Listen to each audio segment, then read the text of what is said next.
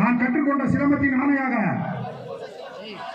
நான் எவரையும் முன்விரோதம் கொண்டவரை இந்த கலையை வைத்து நான் தாக்க மாட்டேன் என்று உறுதியாக கூறுகிறேன்.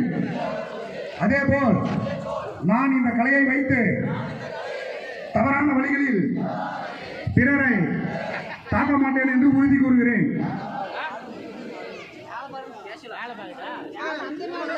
நான் இந்த கற்றுக் கொடுத்த கலையை இதை வைத்து பிறருக்கு வியாபாரமாக கற்றுக் கொடுக்க மாட்டேன் என்று உறுதி கூறுகிறேன்.